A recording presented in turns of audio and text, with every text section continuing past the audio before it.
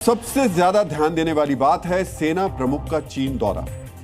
जिस सेना प्रमुख के हाथ में अभी नेपाल की कमान है, क्या वो चीन के दौरे पर जाने वाले हैं? ये सवाल इसलिए क्योंकि नेपाल के आर्मी चीफ अशोक राज सिंहदेल को लेकर कहा जा रहा है कि वो कल चीन के लिए उड़ान भर सकते हैं। अगर वो चीन जाते हैं तो फिर सवाल जरूर उठेंगे कि क्या वहां के राष्ट्रपति शी जिनपिंग से पूछकर नेपाल की सेना सरकार तय करेगी। बताया जा रहा है कि नेपाल के सेना प्रमुख जनरल अशोक राज सिंहदेल कल यानी 12 सितंबर को चीन जा सकते हैं। चीन में जनरल अशोक राज का 8 दिवसीय दौरा है। इस दौरे का ऐलान 25 अगस्त को ही कर दिया गया था, लेकिन नेपाल में राजनीतिक अनिश्चितता का दौर चल रहा है और ऐसे में आर्मी चीफ के दफ्तर से अब तक दौरा रद्द करने या टालने जैसी कोई खबर नहीं आई है। इसी वजह से कयास लगाए जा रहे हैं कि नेपाल में उठापटक के बीच भी शायद नेपाल के सेना प्रमुख चीन जा सकते हैं।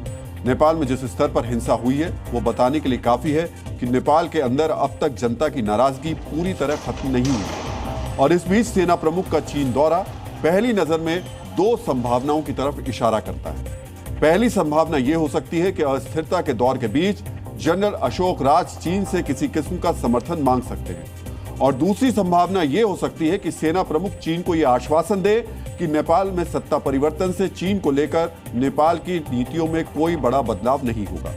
दूसरी संभावना को बल मिलने की एक बड़ी वजह है नेपाल की पूर्व ओली सरकार और बीजिंग की जिनपिंग सरकार के बीच नजदीकियां। नेपाल की सत्ता में वापसी करने के बाद ओली ने पहला बड़ा कदम चीन के हितों को देखते हुए ही उठाया था। ओली ने जिनपिंग के महत्वाकांक्षी BRI प्रोजेक्ट से जुड़ी उन योजनाओं को दोबारा शुरू किया था जो लंबे वक्त से सरकारी फाइलों में अटकी हुई थी। जवाब में चीन ने इन योजनाओं के लिए आर्थिक सहायता भी ओली सरकार को दी थी। इन नजदीकियों का अंदाजा आप इस बात से भी लगा सकते हैं कि जब नेपाल में आंदोलन चल रहा था तब सभी सोशल मीडिया ऐप्स बैन कर दिए गए थे, लेकिन चीन का टिकटॉक बंद नहीं किया गया था। ये नजदीकियां और कुछ आर्थिक मजबूरियां भी वो वजह हो सकती हैं जिसकी वजह से जनरल अशोक राज के चीन दौरे को रद्द करने की कोई खबर अभी तक नहीं आई। नेपाल की इन आर्थिक मजबूरियों को आप कुछ आंकड़ों से समझ सकते हैं। 2025 के आंकड़ों के मुताबिक नेपाल पर चीन का कर्ज तकरीबन $10 बिलियन तक पहुंच चुका है। यह आंकड़ा नेपाल की GDP का 25% हिस्सा है। ऐसे में अगर चीन ने नेपाल से अपना कर्ज वापस मांगा तो न सिर्फ नेपाल में BRI से जुड़ी परियोजनाएं ठप पड़ सकती हैं, बल्कि विदेशी कर्ज से जूझते नेपाल के लिए आर्थिक संकट भी पैदा हो सकता है।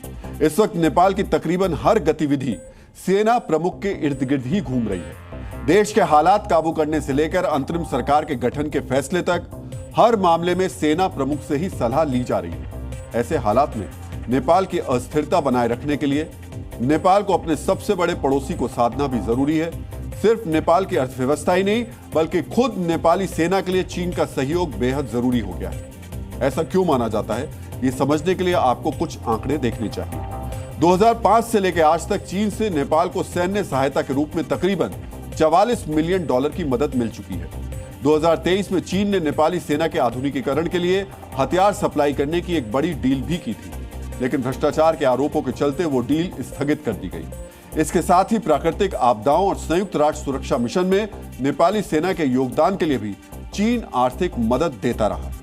जब चीन के राष्ट्रपति शी जिनपिंग ने BRI यानी बेल्ट एंड रोड इनिशिएटिव का ऐलान किया था तो दुनिया के कई आर्थिक विशेषज्ञों ने कहा था कि ये कोई परियोजना नहीं बल्कि छोटे देशों को कर्ज के जाल में फंसाने का ब्लूप्रिंट है। और आज नेपाल की हालत इस आशंका को सच साबित करती नजर आती है, जहां स्थिरता और अराजकता के बीच भी नेपाल के सेना प्रमुख का चीन दौरा रद्द होने की कोई खबर या सुगबुगाहट सामने नहीं आ रही है।